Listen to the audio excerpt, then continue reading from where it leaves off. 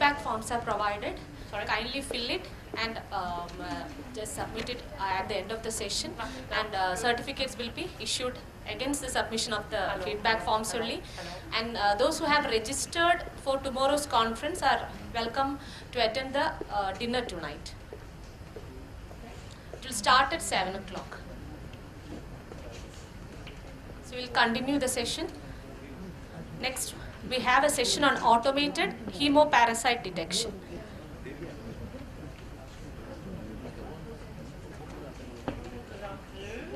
Hello, good afternoon. Yes. See if it works, maybe. Hello, I hope you can hear me. So, just malaria is obviously a hot topic here in India. Can you hear me? Yeah. And I just was asked here to talk about how we detect the malaria on the ruby and how you can pick up the malaria parasite on the scatter plot. So the malaria affected red blood cell, which grows and develops into the hemocyte. And the globin inside the red blood cell is then the protein source, and the parasite grows, and then the red cell bursts. And then the monocytes and neutrophils are fighting this parasite or the foreign material in the blood. So as this picture shows here, there's a neutrophil with some pigmented dots here, and that is actually what can be picked up by the analyzer. This is a monocyte with a parasite here.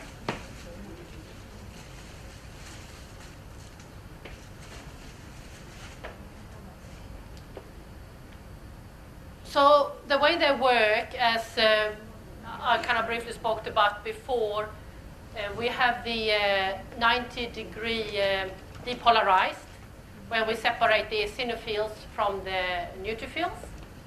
And it was one of our customers that actually saw this specific pattern on the lower left scatter plot. There's some purple dots here. I don't know if you all can see it, but some purple dots here. And he saw that and thought, that's unusual, that pattern looks very strange. And when he's seen it enough times, he started to realize that that's the sample that was malaria affected had that pattern on the analyzer. So let's try and understand why and what it is we're picking up here. So what is happening, this is a normal monocyte, and it will scatter nothing on 90-degree depolarized. It doesn't depolarize any light at all, because it doesn't have the granular, the eosinophils have, obviously, and doesn't depolarize any light. But the pigment here in the monocyte that are trying to fight the malaria parasite, that pigment is actually depolarizing the light. So when we see on this scatter plot 90 versus 90 depolarized, monocytes that are high on 90 depolarized, that is actually a sign that we have a positive malaria-affected sample. So the way it's done in the algorithm is the first step is to do the maps, as we went through earlier, do the 5- and 9-part differential on the scatter plot, and then search in this area here if there are any events. So this malaria flagging is activated, and it searched for events here. And if it sees any events from 2 dots and above, you get an atypical flag. So this is happening on every run, on every CBC. It's not a specific mode or anything like that. So when you see that, even though it wasn't ordered to look for malaria, you can pick it up here kind of as a screening.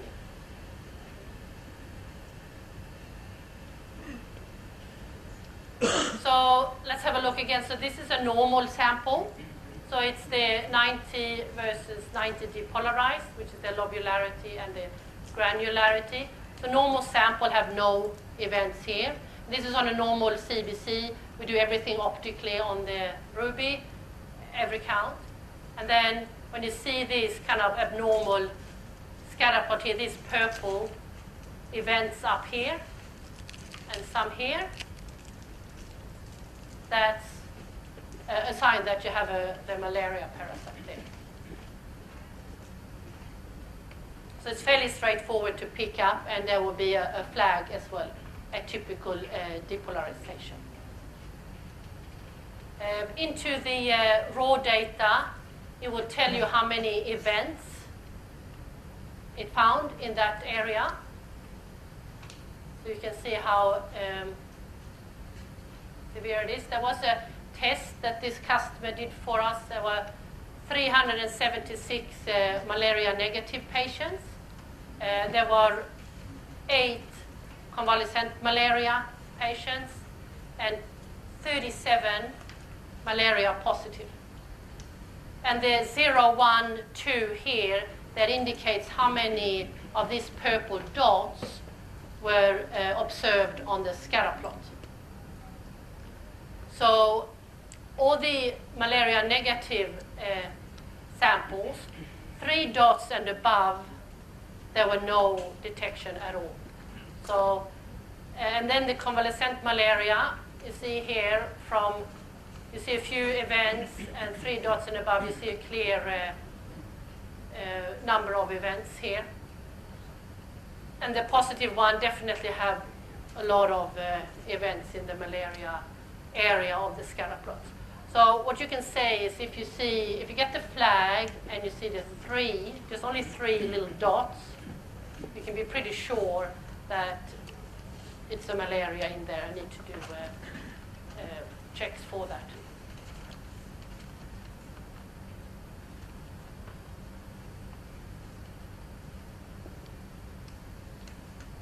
So sensitivity, specificity, the specificity is around 96% on this test, and this is available on 35, 32 and the Ruby analyzer.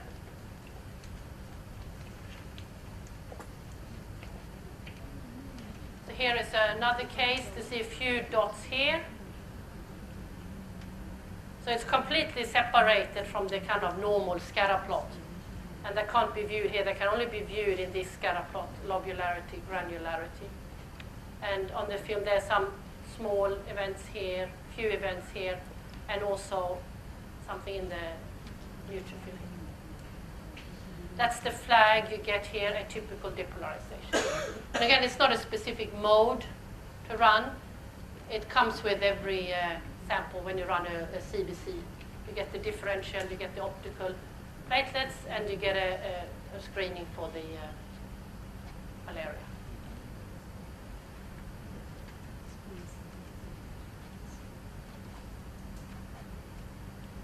Okay. It can be turned on or off, set to high and medium sensitivity under the setup menu, and it will then trigger at 1 dot or 2 dots.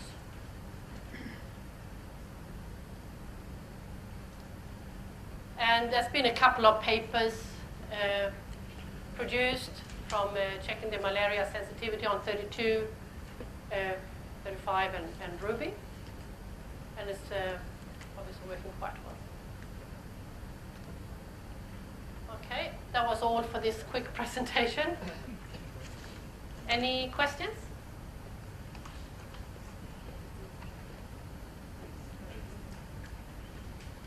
Yes?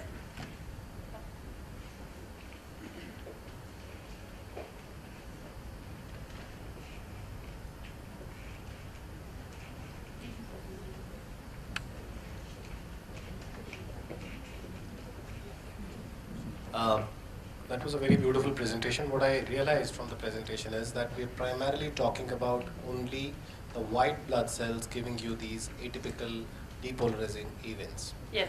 Now, my understanding with respect to malaria is that when we have basically how will they give you depolarizing events is primarily based on the hemozoin pigment, Yes. which will be picked up by these cells, and those cells will depolarize and actually give it. The data which you showed us was very promising. That means that even if you have malaria which is at a subclinical level, there will be hemozoin pigment which will be present in the WBCs, but this is contrary to the literature which is available. Mm-hmm. The literature says that when you have malaria, in malaria, especially in Vivax, depolarizing events, which have ultimately means hemozoin pigment, Yeah. is not always present in the WBCs. So I would wonder, would it not be better to pick up a malarial parasite from the red cell parameters in a reticulocyte channel, rather than picking it up in a depolarizing events only? And perhaps if we would combine both, have a depolarizing event coming from the WBC channel, as well as have the effect from the reticulocyte channel, which will probably be higher sensitivity and maybe even specificity. Yeah, we're actually working on that, and there are customers doing. There's no flag for it, but you're right, because you can pick it up earlier, obviously. So there are customers that use that retic channel, and they see the immature retic. There's kind of a bump at the end of the histogram, so they can pick it up from there, and then they check the scatter plot and put it together. And yeah, so I think you're right that we're actually working on putting those together, which would make a lot of sense. This was kind of by accident, or we didn't plan it, but it was just a customer that picked it up, and I thought, okay, that's good. So with that, we introduced the algorithm and the flag. Where was this customer? India or No, I think it's from Australia. This one, yeah. Northern Australia. Just to share a case, last month we just installed one Ruby in Ahmedabad at one of the new hospital, Zydus Hospital, and it was just a week's time, and the doctor, the head of the department, he sent me a WhatsApp.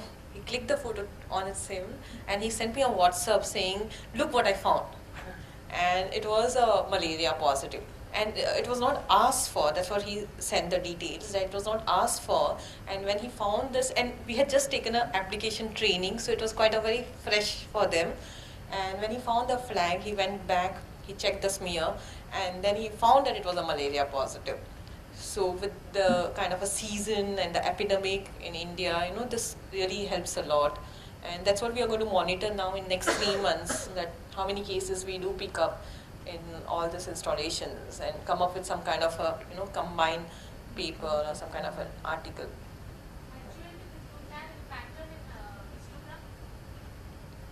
Do we have some?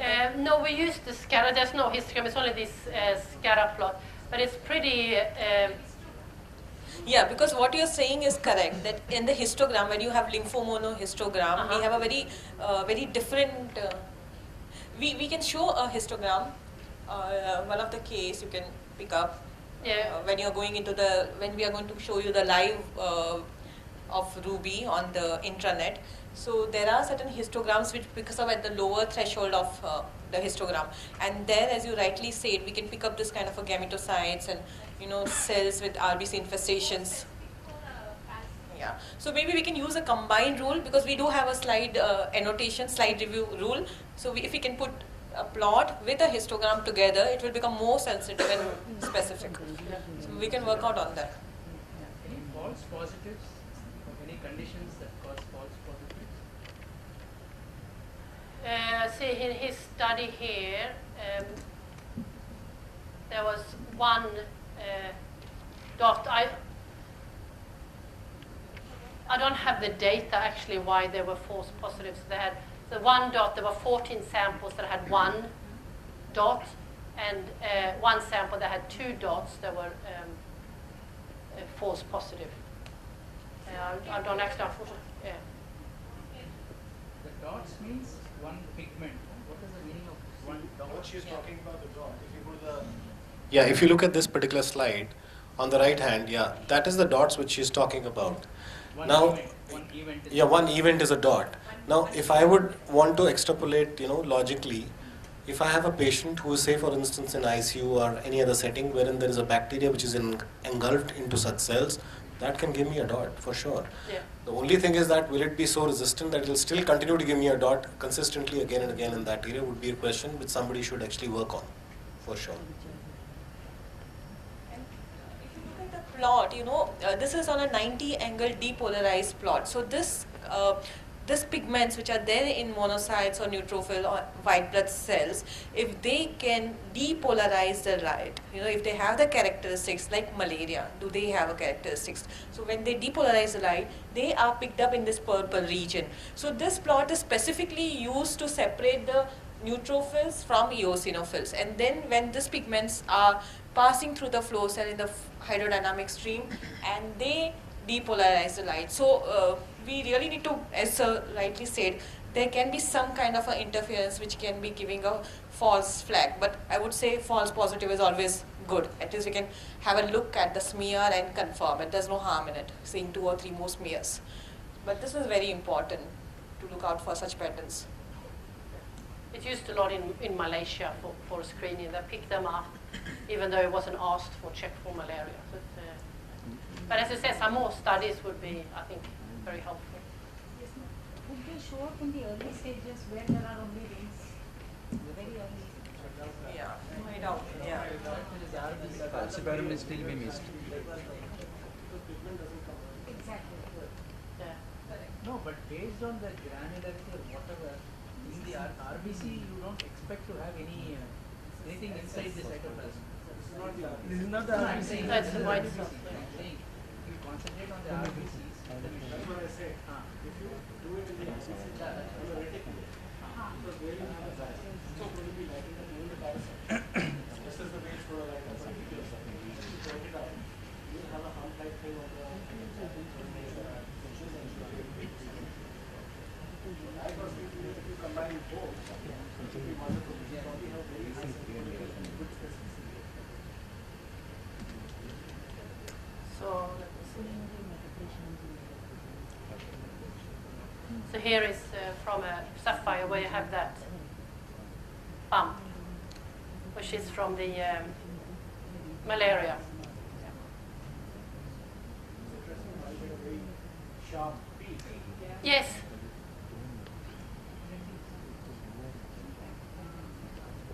This is a Liverpool hospital are starting to look into this on the sapphire. So I don't have a lot of, but they're looking into it because they have the same thoughts as you have.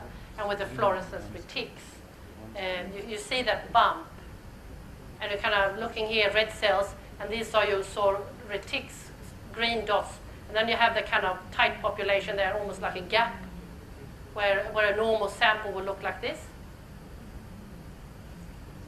So,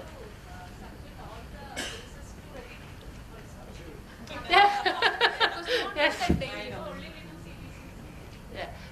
That's a very true point, and that's I think why it's kind of nice to see it here. It's later, but so if you're suspicious about malaria, maybe run it in retic mode and pick it up earlier.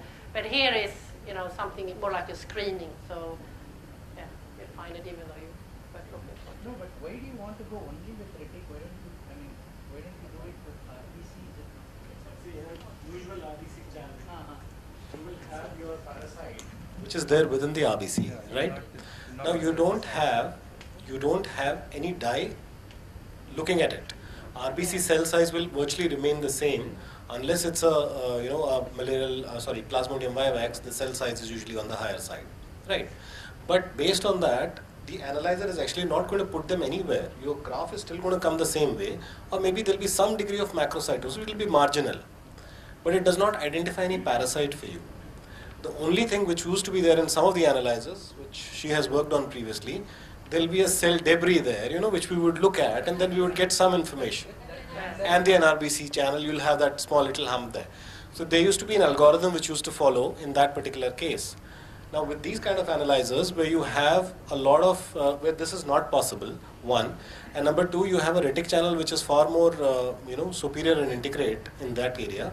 It will probably be better to look at it from the retic channel, but it will increase your cost, for sure. Yeah.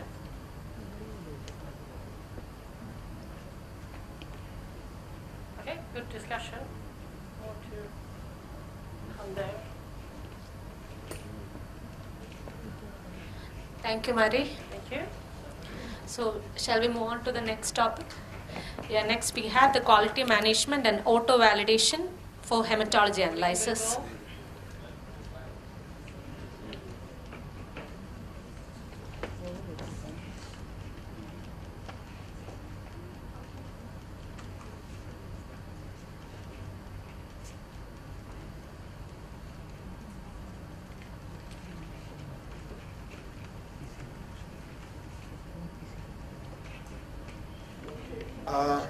So it gets us to my final talk for the day, thankfully. And we're talking about quality management and auto validation for hematology analyzers. Okay, so what do you think this cartoon depicts?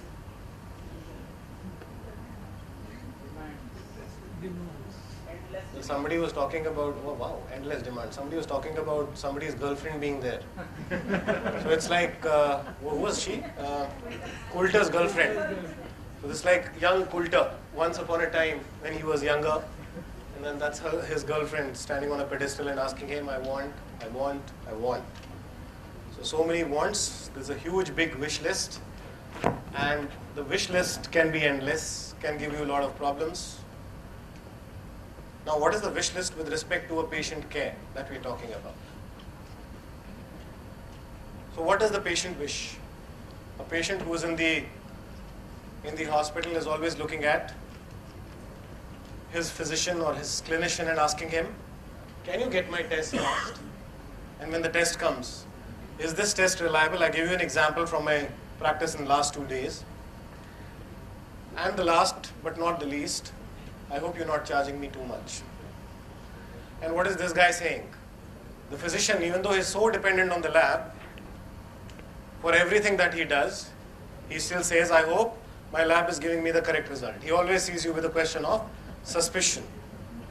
And to make the matters worse, he also expects you to deliver it, wow, faster than the ATM. Now this is a big wish list which everyone keeps on having in their mind. And what does a poor lab physician like me do? We send the test into the machine and we keep hoping, oh my Lala ji, why he does not agree to give me some more money. I'll buy a QC which is 3 level. I'll run it 3 times a day. Life would be so happy and fruitful. But unfortunately, we are supposed to have a quality with minimal costs. And that's where the challenge always comes to us, especially when we are dealing with automated analyzers. So if you look at the wish list, what does the patient want? Rapid, reliable, and cost-effective testing. What does a clinician want? Rapid, reliable, and cost-effective testing. And what do we want? Rapid, reliable, and of course a cost-effective testing. Why? Because we want to make our profits as well. At the end of the day, who gets benefited? It's the patient. So all of us are looking in one direction. It's patient-centric. There is no question on that part of it.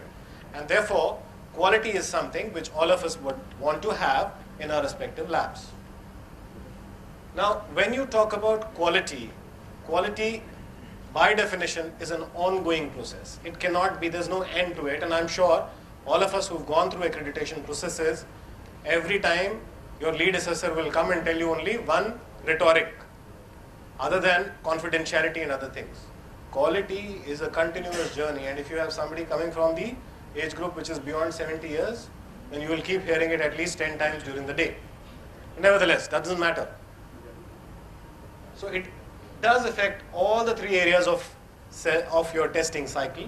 We're talking about the pre-analytical, analytical, as well as the post-analytical cycles.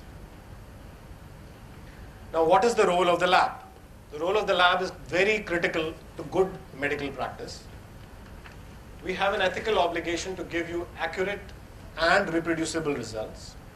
We also have some degree of ethical obligation to give cost-effective results and observations in a reasonable time frame.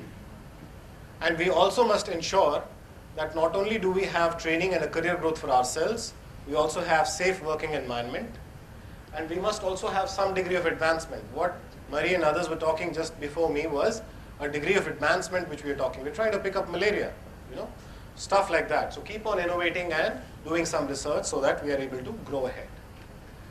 Therefore, quality assurance, a lot of people will think is only for NABL. No, it is not. It is for your own sake. You're not doing it for NABL, you're doing it for your own sake. It is not only paperwork. Remember, it is not only paperwork. Yes, why do you want to do paperwork is to ensure that whatever has been written down has been done. Otherwise, if you've not written it, you've not done it. You got a feedback form. You didn't fill it. You were never here. Sorry, that's how we'll make attendance for you. So that's how the whole thing works.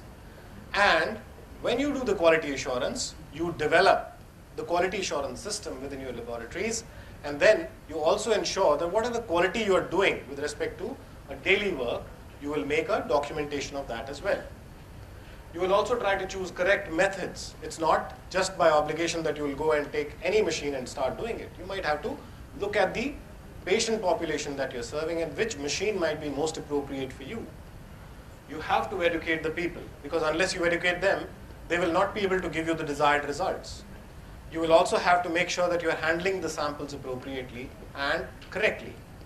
You would also like to make sure that once the reports are generated or transmitted, they are giving you correct results even after the whole thing.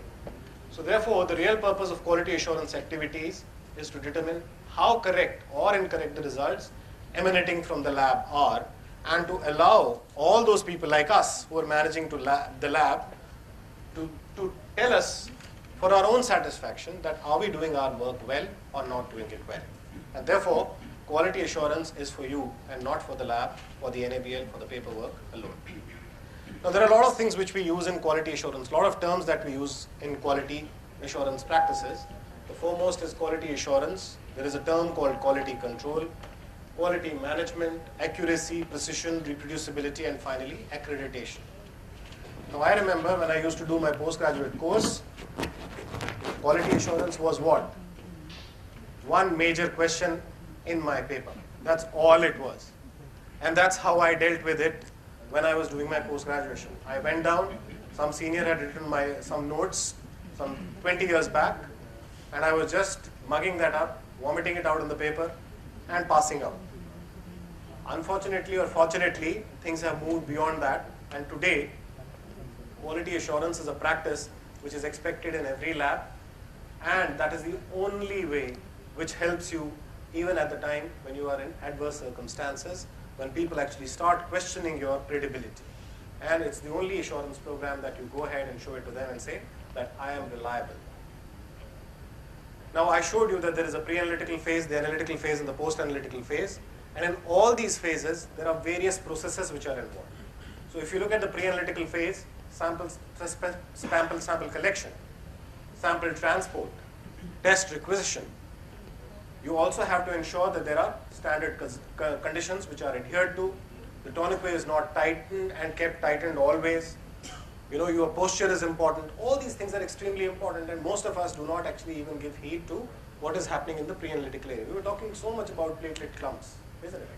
Why are there platelet clumps? 90% of the cases, the platelet clumps are there because the sample has not been collected appropriately. So it is the pre-analytical area which is affecting your quality of the test and your report at the end of the day. When you're doing analysis, you obviously want to make sure that your test run, which has happened at that point of time, has happened appropriately, and therefore it is extremely important for you to select the methods, ensure the calibration, and therefore also have a quality check within the run itself. And finally, when the results are generated out by an instrument, you ensure that the data processing is appropriate, it is incorporated into the report appropriately, and finally, what comes out of the patient carries all the requisite information. So if you look at your quality management system, pre-analytical phase, you need to have the standardization of all aspects. Now, unfortunately, this is something which a lot of us do not have it under our control, because this is something which is either with the nursing people or with the phlebotomy who go long distances and collect the samples. But try again. Hopefully one day we will succeed. We have to keep in mind, it's preferable to have evacuated tubes, have an appropriate anticoagulant to blood ratio, ensure that the patient, if he's supposed to be fasting, is fasting, ensure appropriate labeling, ensure appropriate temperature and transport conditions, and the shortest possible transit time. In the analytical phase, as I mentioned, we need to make sure that we have validated or verified tests and test procedures, have appropriate equipment requirement which is responsible for giving you the best possible results, use preferably standard methods, and even if we are using standard methods out of the standard use, then validate them specifically, use reference intervals, calibration. Now I would like to ask from all of you, what do you mean by calibration in a hematology analyzer? How do you look at a calibration in a hematology analyzer? You got chocolates for that. For sure. Calibration in a hematology analyzer. Set fixed values and calibrate. Set fixed values and calibrate. And you look at the specific values it has and see what the analyzer is read. It's not, there is a defined range plus minus, then it is read. And in case it is not generating that value, you derive a new factor. And you assign that new factor for the parameter you select, and the function has gone out. And then you, after you set that, you rerun the calibrator to check whether it is giving you the exact value that it was supposed to be. Okay. There's a lot which you have mentioned, and I agree with most of it. But there is one question which is still lingering in my mind. What is the difference between a calibrator and a control? Wonderful. So most of us know it. Calibrator has a target value.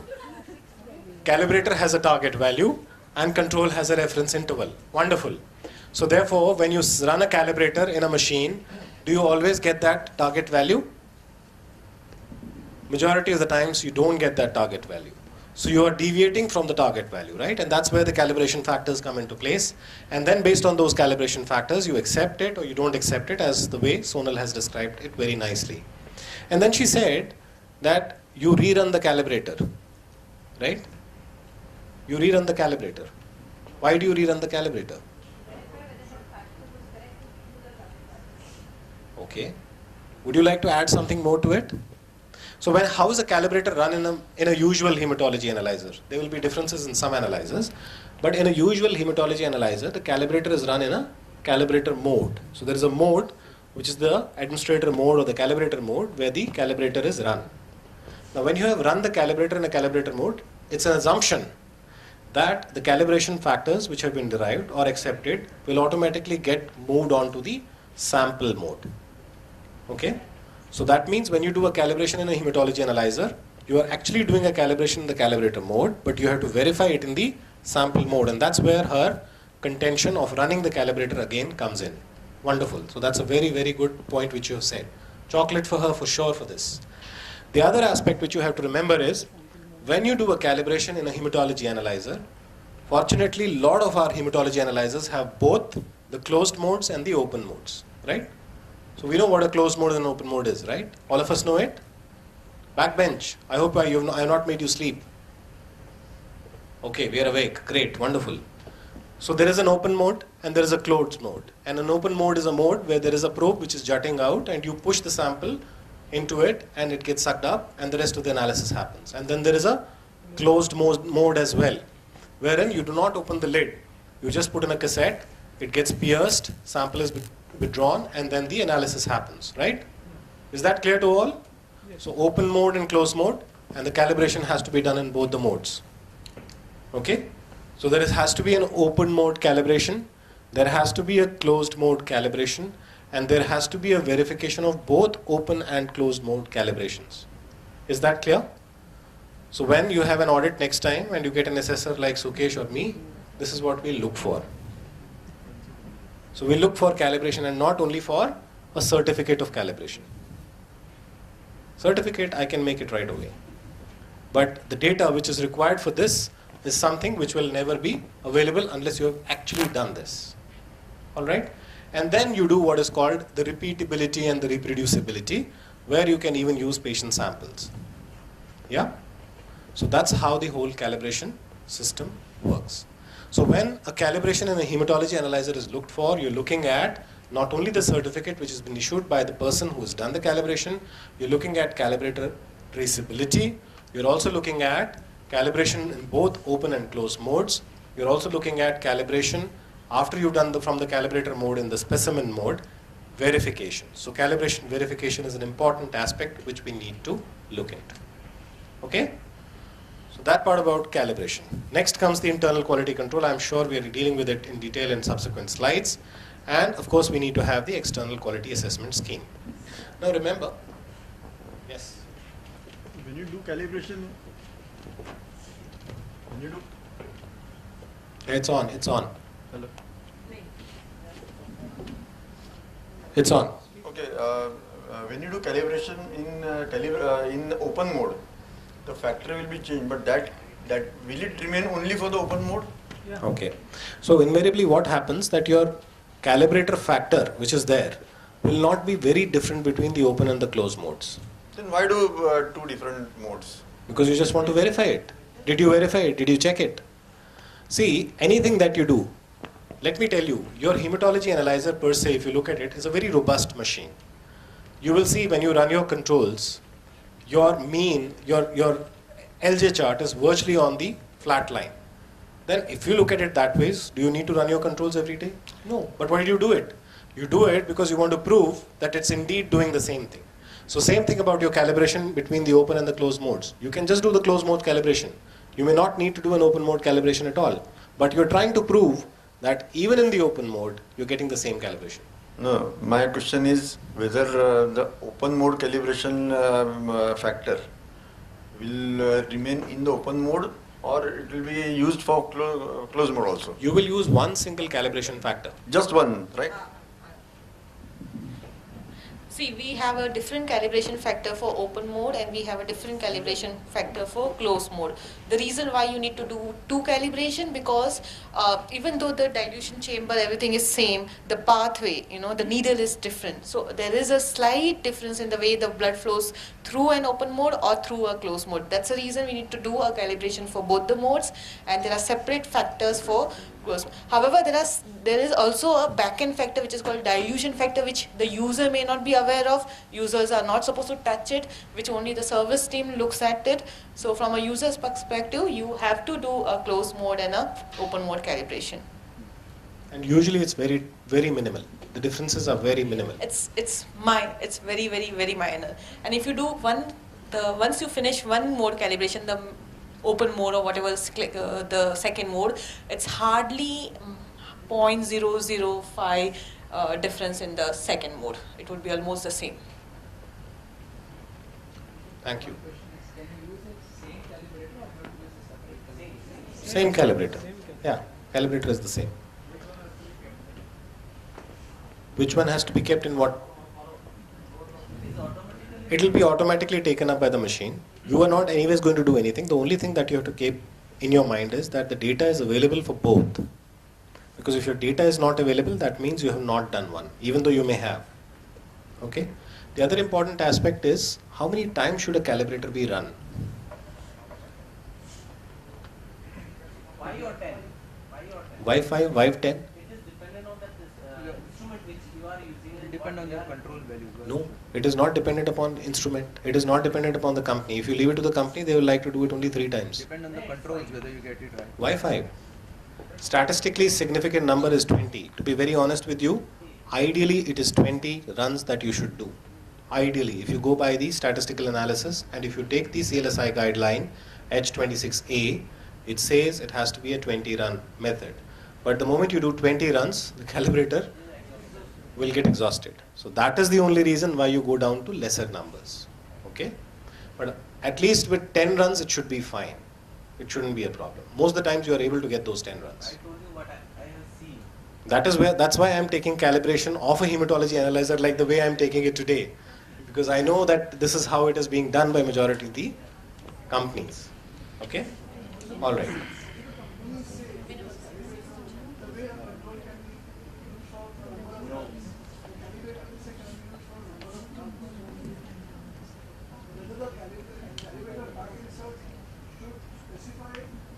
The number of runs? No, it will not. It will never mention. Calibrator, in the calibrator package insert never says that you can run it for 5 times or 10 times or 30 times. The problem is you have to remember that when you are going to take this calibrator and put it in the machine, there is some amount of calibrator which is going to be used up in every aspiration. So depending upon how much volume you have the calibrator, only that many runs can be there. So it cannot give you more than the required number of runs. The most important is stability of the calibrator. If your calibrator has traveled over a long distance and it has not been stable, then you can always get your problems with your calibration completely. So a lot of issues with respect to all this. But in general, when the calibration is done, please keep a track of all these requirements which are expected to be there as far as the calibration is concerned. And as far as the calibration per se is concerned, you can go ahead and read this document from CLSI, which is H26A, and it talks about it in great detail as to how do you do a method validation in a hematology analyzer. Okay? Now next comes the internal quality control. All right. How do we all do our internal quality controls in the hematology analyzers? Please feel free to talk about it, it's okay. We don't do IQC at all. No, it cannot be. I don't believe this. We run internal quality control? All right. Okay, so 3 level. So you have a normal level, you have a high level, and you have a low level. Okay. And all of us are running it tri-level controls once a day, twice a day, thrice a day. How do we run it? How many of us are accredited? Only 3 labs, 4 labs are accredited. You are in process. Okay, let us start from the process part of it. 2 level controls, and you're running it, and you have a 24-hour lab. 24-hour lab, and you're running 2 level controls once a day. Once a day. Once. And plus we are running one high and one low normal samples which have come today, we run tomorrow, like every for precision. Okay, so where did you get this from? How did you decide to do it like this? I'm not saying it's right or wrong. All I'm trying to figure out is how did you decide to do this? Actually our HOD had started like that, so we continued. My head of the department had told me there is no need of control. Get the patient to me, I'll see his palpebral fissure and I'll tell you how much is the hemoglobin. Right, isn't it? Okay. What are the others doing? Years. Other accredited labs? 3 level controls twice a day, okay. Number of samples because we are having less 2-level control twice a day. Okay. So if we go by NABL criteria, what he has mentioned is primarily because of the NABL criteria of 112. There is a document called NABL 112 which is available online free of charge, and it tells you how many levels of controls to be used at what number of specimens, right? But how many of you have actually read this 112 correctly? Does it really say this about hematology? No. It talks about this only in biochemistry. It talks about this only in biochemistry. So therefore, as far as hematology is concerned, even 112, the current 112 is still silent. Of course, there's going to be a lot of change eventually in the next 112. And the next 112, they do talk about 2 level controls at least twice a day. 2 levels at least twice a day. Now guess why 2 levels twice a day? In a 24-hour lab, I would definitely want all 3 levels at least 3 times a day. If I am supposed to do it as per the CLSI guideline, then it's 3 levels controlled 3 times a day. But let's take the lenient view from the NABL point of view. It's 2 levels twice a day with the new 112. Current 112 is silent. Forget about the current 112. So why do you think at least 2 levels twice a day? So that you have covered all the 3 levels in 24 hours. No, 2 levels twice a day. We are not even talking about 3 levels covered in 24 hours. We are just saying, for instance, I take a normal and a high, and I keep only normal and a high twice a day for next 30 days or 25 days, whatever time period is the validity of the control. Why do you think, why 2 levels? So that you have covered that whole range. Okay, so now you run controls, right? You've run controls level 1, level 2. Okay, let's say you've run all 3 level controls. How do you interpret them? Once we open the control, first we follow the bottom for the weighted data. Then according to that, we set the instrument, then we decide the ST. Then we troubleshoot. Then we plot the feed in the values, and depending upon the values, we decide what to. Corrective actions where?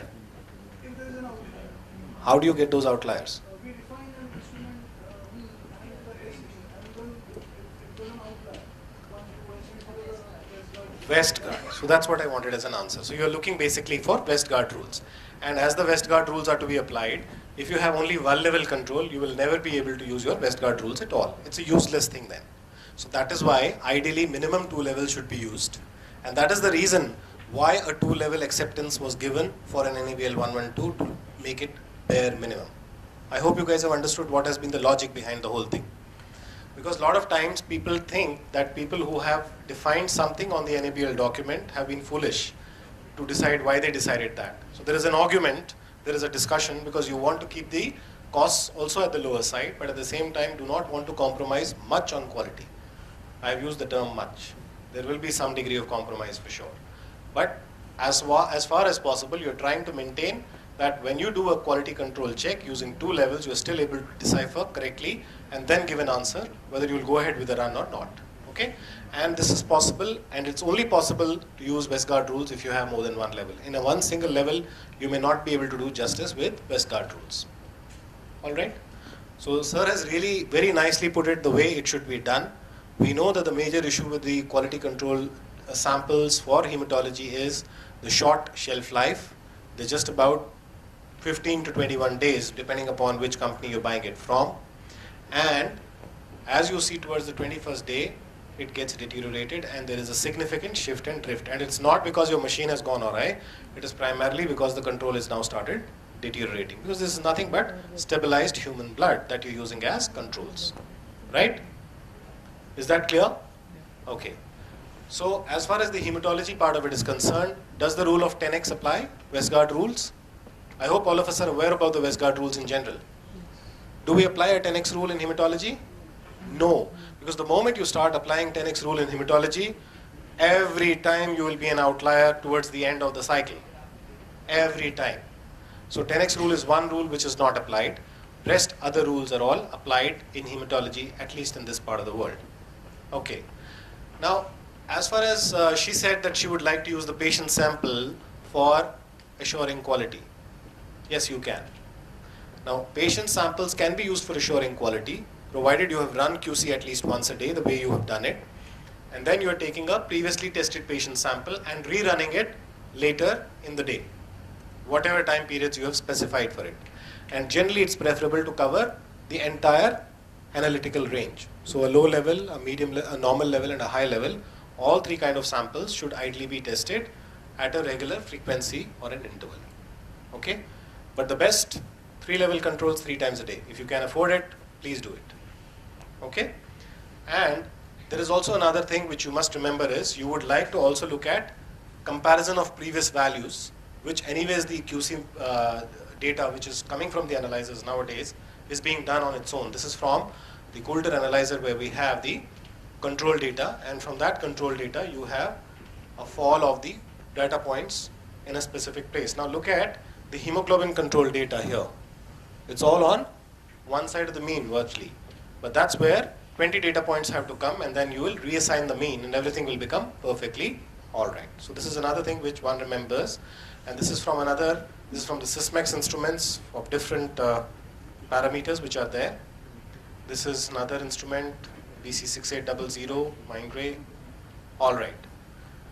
Now, from the internal quality control, is there any issue on internal quality control still left which we have not discussed? Alright. So now we'll go to the external quality assessment or proficiency testing. How do you think your PT program should be? Don't tell me what we have.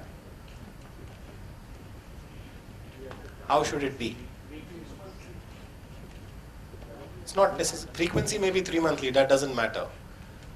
Frequency at least should be 3 monthly, that is the preferable mode. But frequency is not the only important aspect in an external quality assurance program. The range should be more. The range should be more. Okay, anything else? So what should happen is, whenever you're running an external quality assurance program from any vendor, it should ultimately be able to guide you to tell you, is your instrument performing well or not? Unfortunately, the current programs that we have within the country do not do so. So it really does not tell you, is your instrument actually going off track? Is there a continuous bias which is coming in your instrument? So therefore, the external quality program currently, which is available within the country, even from All India Institute of Medical Sciences, is only an eyewash. It just helps you to know, okay, you're falling within the range, or your 2 SDI is like whatever values. But it never gives you, there are two things which are not happening from an external quality assurance scheme currently. One, it does not tell you, are you having a trend or a bias or a thing where the machine is ultimately going to give you something which is going to be wrong for the patient. And second, it also does not give you any corrective information. You may have gone wrong, and every time it just writes one thing, random error. And then we also write random error. And what did we do? Wait for the next cycle. Okay? So this is something which needs to be kept in mind.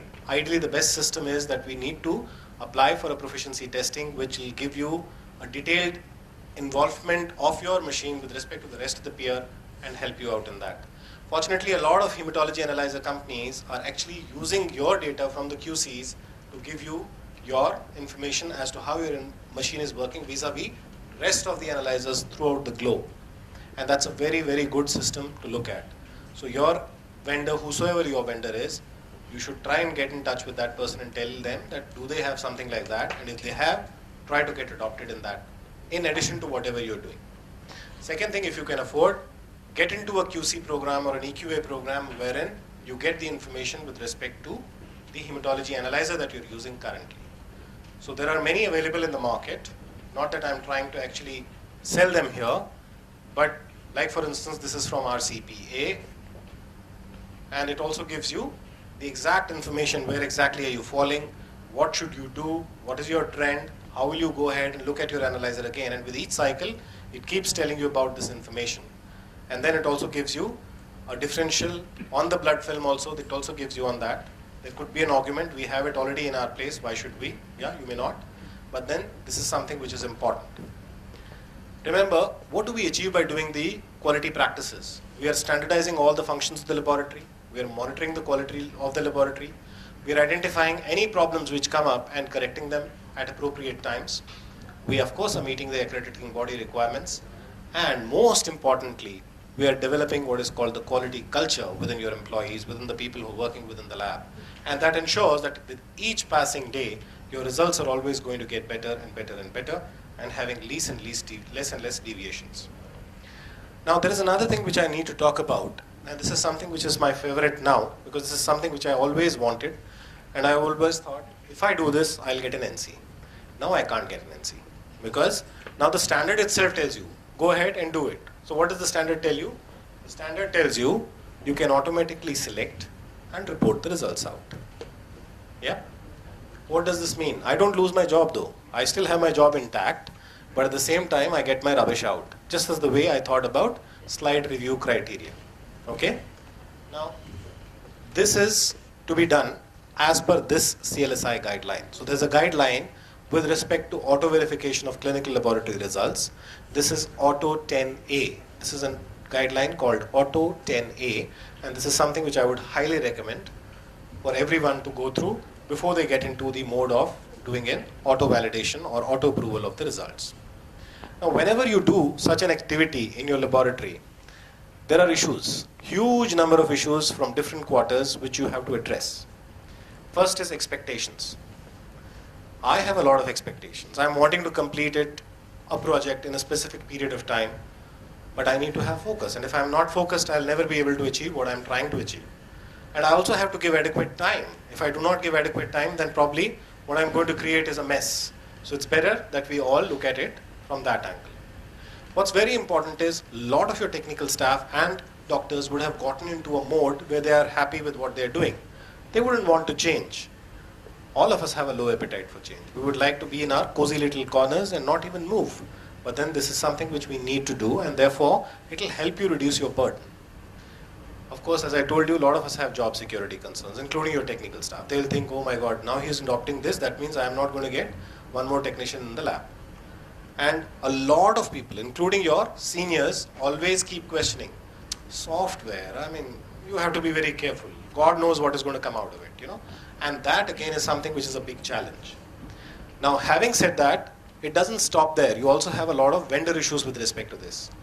You have to ensure that when you have an instrument, is it interfaceable with your middleware and your LIS? That's the biggest challenge which you face nowadays, especially with the kind of software companies that you have in India producing the cheapest possible software, but not having a patch to have a communication between the instrument and the middleware and the LIS. And most importantly, when you, in the hospital-based practices at least, that's what I have seen, the emphasis is never on the lab. The emphasis is on the hospital information system. They are primarily interested in what? To know accounts and inventory. Does it fitting well? Finance, that's the only thing that they understand. They're least bothered about your quality. They're least bothered about what is happening within the laboratory. It's the lab giving you that information which is important. Thank you. So it becomes very important for us to understand that when we are ordering for a particular laboratory information system, that LIS should be an LIS. It should not be just a patchwork so that it will just integrate the laboratory information system with your hospital information system. Now when you try to get all this done, this is a very interesting graphic pattern which I had taken from one of the publications in European Journal of Genetics, where they talked about accreditation processes and acceptance. So isn't it something which happens to most of us when we are going through an adverse circumstance, right? Imagine somebody fails in an exam, somebody meets with an accident, somebody gets a bad disease, right? What happens? You go through these phases. The first phase, shock and denial. No, it cannot happen to me. It will not happen ever again.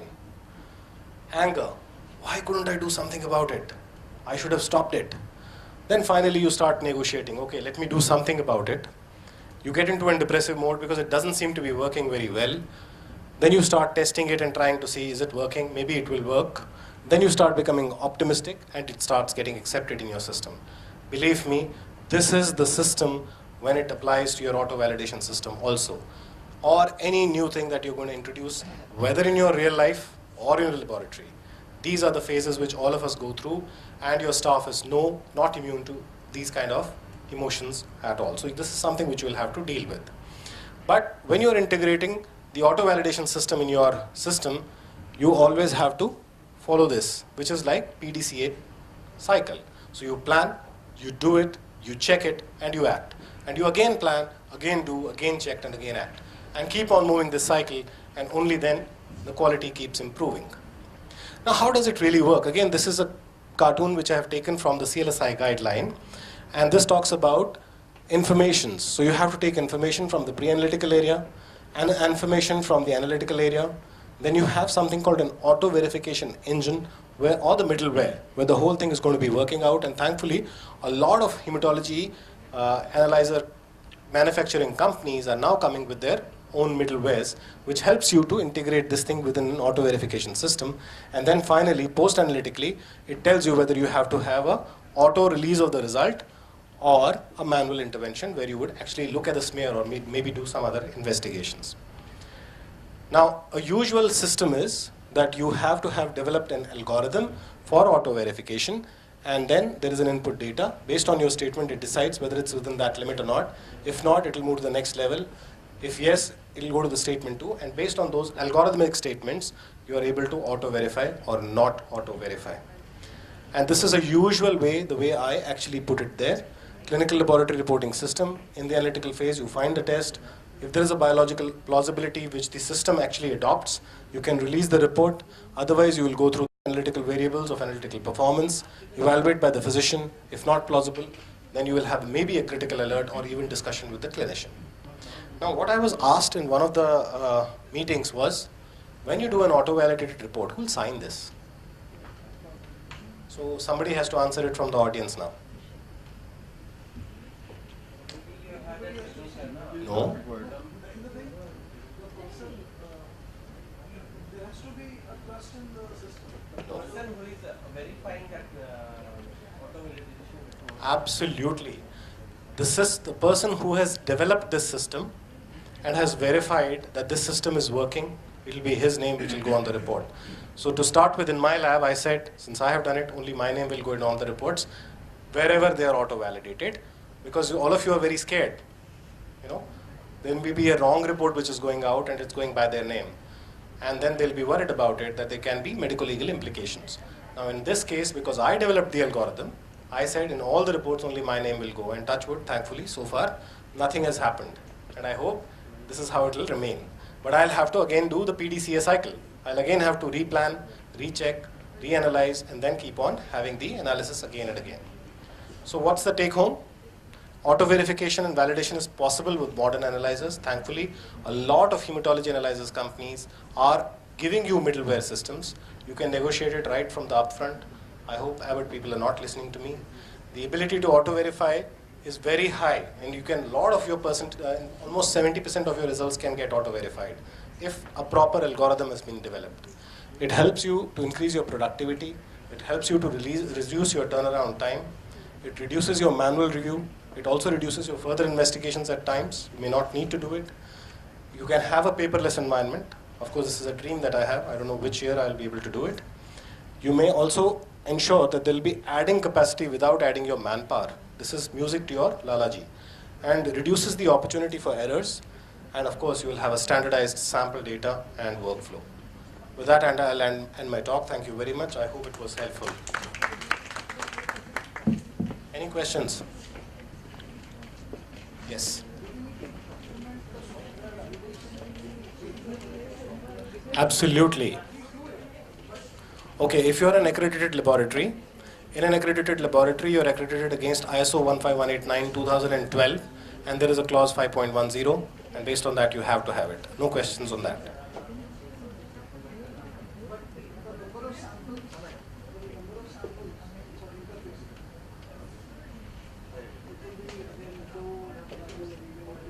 Yeah, you would like to test out all the, see for instance, it's not necessary that you are trying to see that all levels have been giving the same consistent result. No, that's not important. What is important that you have tested a sample of say 100 cases. In all 100 cases, the data which was given out by the machine is the same data which is coming in your system as well. That is extremely important.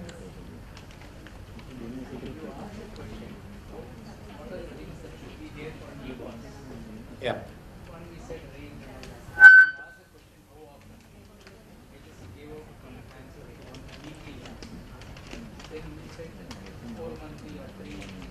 Okay, so I'll tell you what happens. There is no specific basis for having a frequent EQA. EQA is a challenge sample. EQA is only testing your accuracy.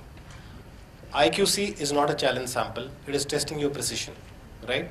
Now precision you need to test daily. There is no question on that part of it. Challenge sample can come once in a while, ensuring that your IQC has always performed very well. Now I would like to have a more frequent EQA if I am not very sure about my IQC every time, because then I get an EQA challenge, maybe monthly or 2 monthly or 3 monthly, and that challenges my system to tell me whether I am giving accurate results or not. But as far as the frequency part of it is concerned, NABL has no specific frequency in mind. Even the ISO standard does not specify any specific frequency, but it does talk about having a EQA program which actually ensures that it's testing your accuracy appropriately. By convention, majority of the people who provide EQA, the big centers, they generally look at having at least a quarterly EQA. At least. If you have more frequent EQA, it's better.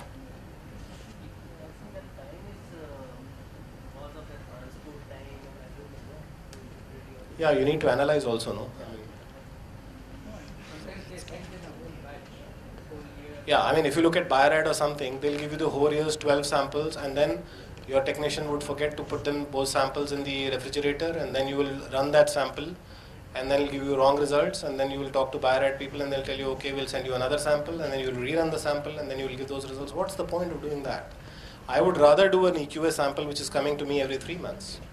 Now, the other question which none of you asked me was, if I don't have an EQA available, right, then what will we do? Okay. We are talking in terms of NABL, yes, then we are talking about NABL accredited lab, but how many labs? 1, 2, 3, 4, 5, 10? Minimum. Standard specifies, that's why I'm asking this question. So if you read standard, in the definitions, 3.8, there is interlaboratory comparison which has been mentioned, and it says 2 labs. 2 labs doesn't mean you. 2 labs means you plus additional 2 labs. So 3 labs should be there in an interlaboratory comparison program. And then, when you do an interlaboratory comparison program, you have to have predefined criteria, and then you should have also validated those criteria that they are right, and based on that you have to assess your performance. How do you do that pre-definition? Can you You can go by the Desi thing. Yeah. For the retained sample, the same thing applies? Absolutely. You can do that. And one more question, the like, you can redefine your lab mean, define your SD lab mean. You don't define your SD, but you can define your mean. Same as Yeah, SD yeah. lab. Yeah, mean changes. Any other questions? So what happens? You just change the mean. You're not able to redefine your standard deviation. Nothing happens. No. We're talking about QC, high QC. Getting only the lab mean is changing. Rest of it doesn't change because there is no variability. It's very minimal change. If you see, most of the tracings are on the midline. It hardly changes. Just because it comes like on one side, you want to get it on both the sides, so you want to make sure that you're changing the lab mean. Now, in detailed lab comparison, two labs are getting similar results. The third lab is way different. I answered this question actually beforehand when I said that you have to define your criteria beforehand. How will you accept a particular result?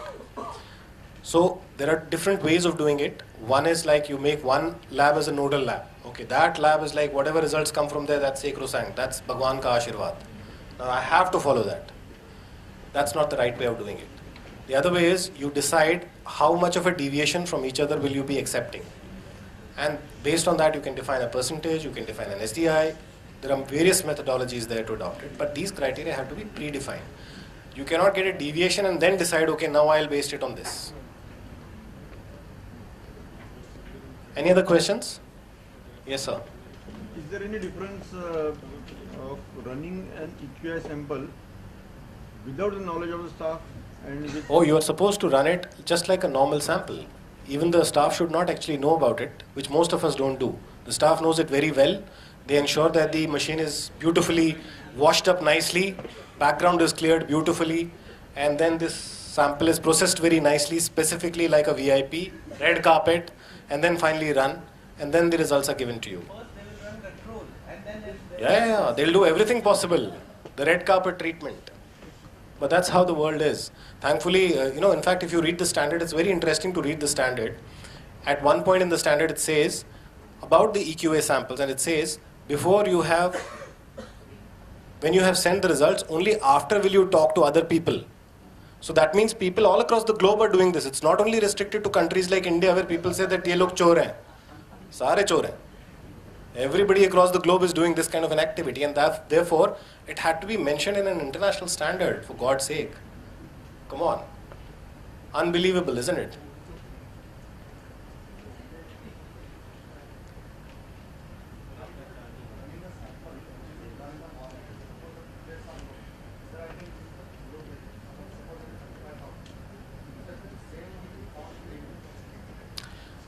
Well, it's a very interesting question that you asked me, because there are two things about the platelets part of it, sir.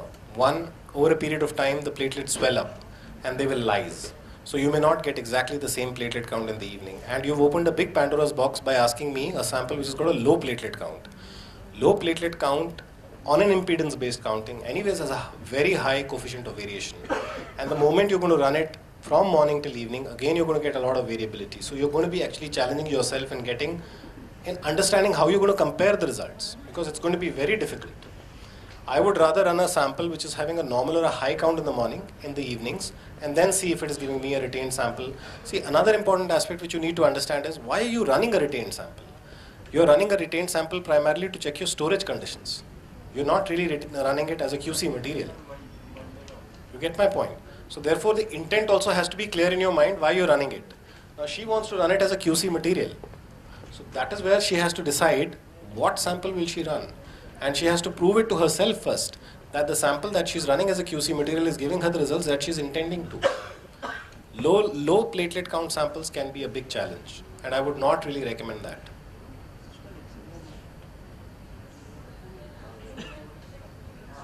Yeah, inter-instrument you can do that. And mind you, you must do inter-instrument, for sure. Otherwise they expect you to have 2 EQAs. Absolutely. Any other questions? If you have two similar equipments, and if you treat the sample Oh my God, that's a problem, no? That's a problem. Then that means one of the instruments is right and the one is wrong. So you run an EQA sample in one of them. If you pass your EQA appropriately, then get the other instrument to work the way it is working, or you may have to recalibrate the instrument. It's possible. But in any case, inter-instrument comparisons are extremely important, and this has to be done as an activity, for sure. Ideally 6 monthly. Why? Why 6 monthly? Why 6 monthly?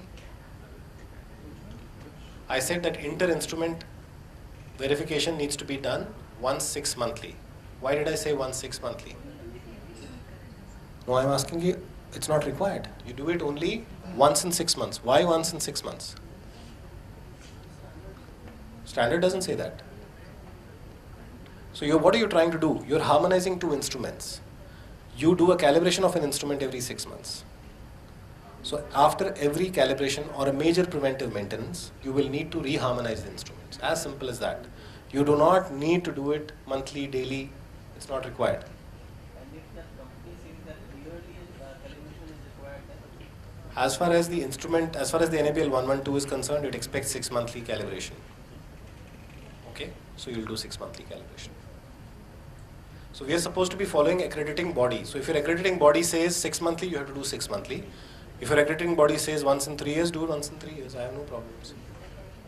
Inter-instrument comparison, can you do between a fully automated and a semi-automated? Only on the parameters which are comparable, not on the parameters which are not. You will not do a comparison of granulocytes from a 3-part with neutrophils, obviously. But a platelet count, yes. Hemoglobin, yes. RBC count, yes. WBC count, yes. All these definitely you will do. Even these CBC parameters can be done, even though they may be calculated in some analyzers. And if there is There should not be a difference. See, there will be a difference in the sense some degree of variability will be there, even on the same sample, in the same machine also. But you can use regression analysis or you can use bland Altman, and then based on that decide, are you fitting in or not fitting in. If you're not fitting in, then you will have to see which instrument is not working correctly. Then recalibrate that instrument, again do an inter-instrument comparison, and then give out the results.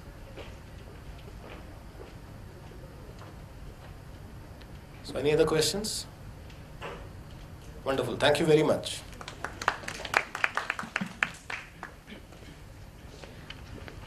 Thank you, Dr. Handu, for the highly informative session. So we'll move on to the next session. It's check your analyzer performance with moving average. So I know you all want to go and have dinner. Maybe a lovely kingfish as I had last night, which was very nice. So I'll be very quick. I just thought it's nice to continue here this quality discussion, which is always very important. And so you run your QC, and we know instrument, the QC is performing well, and then we run a lot of samples, and then we run a QC again. So how do we know that the patients in between the QC are running, we are reporting the right results? So moving average, which I think is used quite a lot in India, which is great, is a great tool to confirm that the analyzer is performing on every run, on every sample. So you can pick up trends and issues. So we have the XP5, which is the MCV, MCHC.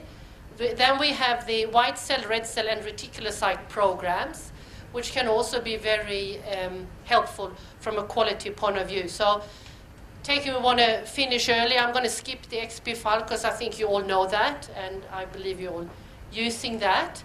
So for the white cell program, we are monitoring the average differential, which is maybe not so useful, but we're also monitoring the lymphocytes and neutrophil population. So we're setting up the moving average program to only include normal samples, because we want to see that on my normal samples, my normal lymphocytes and normal neutrophils are falling in the normal area where they should fall. So I'm not interested in the abnormal samples, I'm interested in the normal samples, which comes into this program, which should be a number of samples every day. And then you monitor and see that you have a nice flat performance, so that you know that your optical bench is performing well. If you have any protein buildup, any dust, or any situation in your optical bench, it will be picked up on your scatter plot, which will be changed on your normal samples. Similar for red cells and optical MCV, we also have for hemoglobin, we can check the blank reading to confirm that our hemoglobin flow cell is nice and clean. And for the reticulocytes, we're checking the population. So we know the XP file. So I move on to the white cell program, which is then different to the XP program. The XP program, you include all your patient samples, or pretty much all your patient samples, because you want to see that moving average on all these samples. For the white cells, because we only know the normal scatter plot where it should fall, it obviously will move up or right or left on abnormal samples. So we set up the criteria for samples to be normal, to be included. The others we don't include in this program. And then we see the position of my lymphocytes and neutrophils, which is the majority of your white cells, and see that every time on my normal samples, it's falling where it should fall. Because we know very precisely from the raw data where normal lymphocytes fall, the characteristics on 0 and 10 degree, we know where they should fall. So we can go in and look sample by sample. We can also go in and look at the moving average. So you get that graph, and you can monitor here lymphocytes and neutrophil population. And that reassures you more that you run your QC, it's fine. You run your patient, and you run QC again. And then by looking at the moving average, you know in between QC runs, your analyzer is performing well.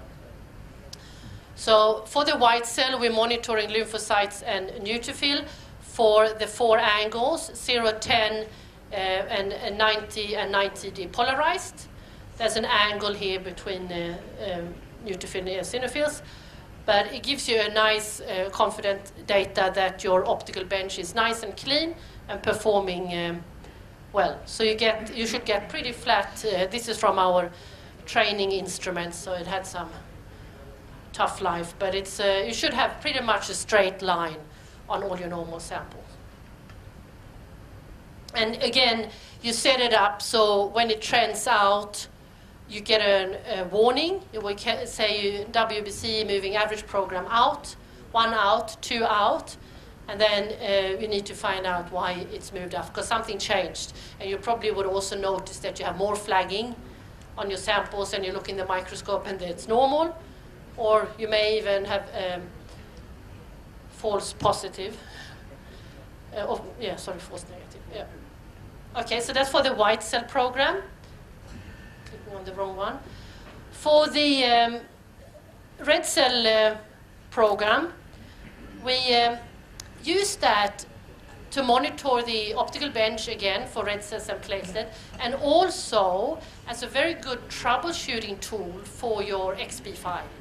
So the criteria for including samples here is the same on XP file and the RBC moving average. They're both programs include the same samples, because we have MCV, MCH, MCHC, which is your XP program. But if your MCHC is trending high, is that because of your hemoglobin is going high, or your red cell count is going low, or MCV going low? You need to troubleshoot which parameter, because that's a calculated parameter, MCHC. And that's where the red cell moving average is a great tool to help you troubleshoot why your XP file has moved out, high or low. So the criteria here for setting up what samples to include is pretty much all your samples. So XP file and red cells have exactly the same criteria, so you get exactly the same samples into the 2 of them. And we monitor the performance of the red cell and platelets here, and because it's a characteristics, the platelet, whether you have a high concentration or a low concentration, they still fall in the same position of the scatter plot because it's a platelet or it's a red cell. So we can still monitor then, again, a nice flat line. And for the MCV, same thing, we monitor the 3 angles we use to get the MCV to make sure it stays nice and flat, and also obviously following your XP file. So it's a great tool on the analyzer itself where we can monitor that performance. So for the MCV, we have 3 angles here, 0, 10, and 90, to check the optical MCV.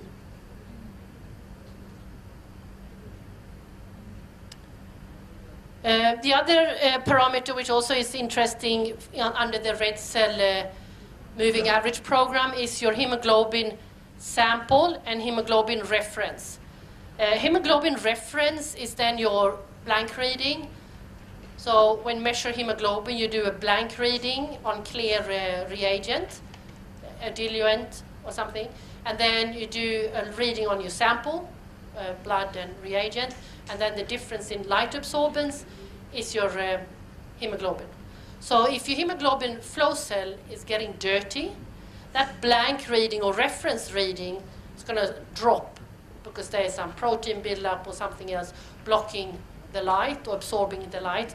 So by monitoring this in your moving average, you know again that your hemoglobin flow cell is nice and clean, and you know you're reporting the right hemoglobin value. So 4 nice programs to monitor analyzer performance as part of the quality control. Reticulocytes also same principle. So that was a very quick version on that one, because I know you all want to go home or go and have dinner. Any questions?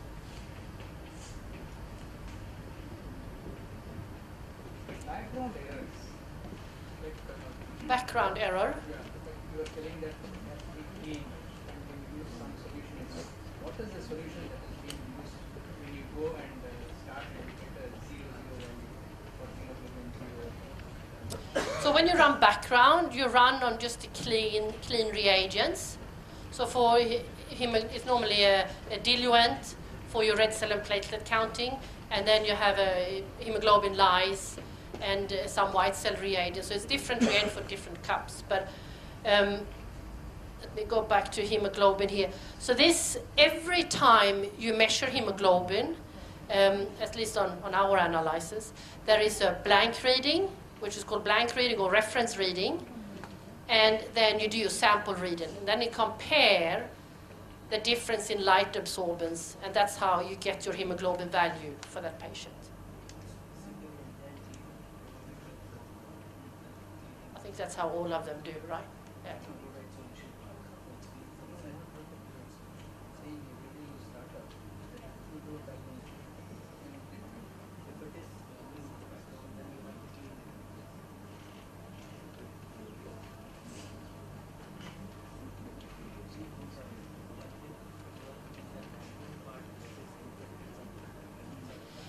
Yeah, this is actually from connected up to Singapore via Abbott Link to our training room. So we, if the analyzers are connected up to Abbott Link, I was going to do a demo here. I do very quick, 1 minute here, Suchita. We can dial in and we can guide you through the software or help you set up anything if you want to need help, or even if you have a specific, let's see, oops. Yes, so I can go live. It simply means that we have to get the instrument connected live via internet, and we get connected to your door lab there, and you can help it out and setting this up. Yeah, can do anything and everything. I can actually even go here and prime the instrument. So, Basically, if you don't access of the instrument, that's what we get. yeah. So when when we dial you up, so it's via Abbott Link. Once you're connected to Abbott Link, we can do this, and we will then have you on the phone, so I don't go and do things when you want to do No, things. before then, us. They tell you that your instrument is doing something to that. And it's quite helpful if you have a new instrument and you can't remember how to do something or set up a new QC or something. You know, give us a call. We do it live over the phone. Or even if you have a scatter plot and you want Sushita to have a look at it, we can just go in here. We find the scatter plot, and we can have a look and we can discuss something with that. If I want to change the axis, can I change? Sorry. I want to have look at different graphs. Can I see the different scatter plot? If I want to change some axis, Yes, yes, you can do anything you can do with the analyzer. So if you want to set up here to see set up whatever scatter plot you want to look at, you can have a maximum 6. So anything you can do on your instrument in the lab, we can do here from wherever we are in the world. But so it's quite helpful, quite handy. Just wanted to show that quickly. Okay, we all ready for that kingfisher? Absolutely. Okay. Next time we show more. It was a bit short, but hopefully helpful. Thank you. That brings to the end of the session. Thank you all for the active participation and interactions. Like as a token of appreciation, I would like to give a small memento to Dr. Anil Handu.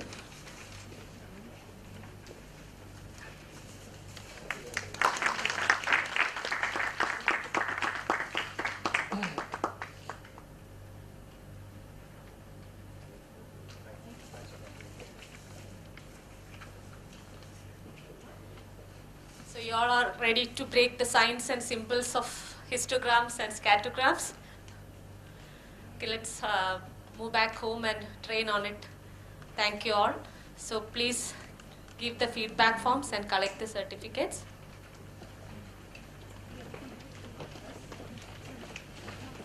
You can give it to us and you can collect your certificates. They are here itself.